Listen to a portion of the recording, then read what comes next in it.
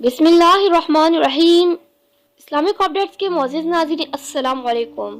اپنے اہل ویال پر خرچ کرنے کی فضیلت۔ اس دنیا میں کون ہے جو اپنے اہل ویال کی کھانے پینے کے انتظام کی فکر نہیں کرتا؟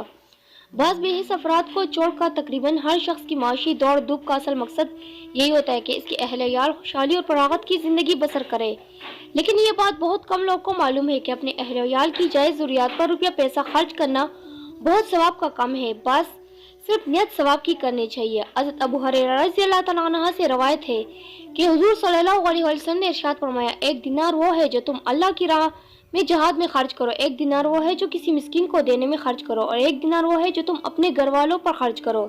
ان میں سے سب سے زیادہ ثواب اس دینار کا ہے جو تم اپنے گھر والوں پر خرچ کرتے ہو، اپنے بیوی بچوں پر خرچ کرتے ہو۔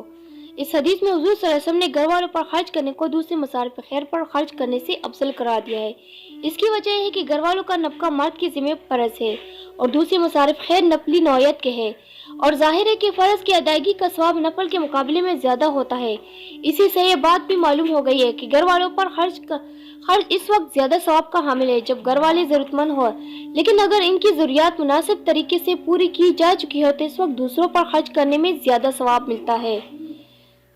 ام المؤمنین حضرت ام سلمہ رضی اللہ تعالیٰ عنہا نے حضور صلی اللہ علیہ وسلم سے پوچھا کہ یا رسول اللہ صلی اللہ علیہ وسلم، جو میرے بیٹے سابق شوہر ابو سلمہ سے ہے، جب میں ان پر کچھ خرچ کرتی ہوں تو کیا اس پر بھی ثواب ملتا ہے، حالانکہ وہ میرے ہی بیٹے ہیں اور میں انہیں ایسے ویسے نہیں چھوڑ سکتی؟ آپ صلی اللہ علیہ وسلم نے فرمایا، ہاں تمہیں ان پر خرچ کرنے میں ثواب ملے گا۔ ویڈیو اچھی لگے تو چینل کو سبسکرائب ضرور کیجیے اور اس ویڈیو کو شیئر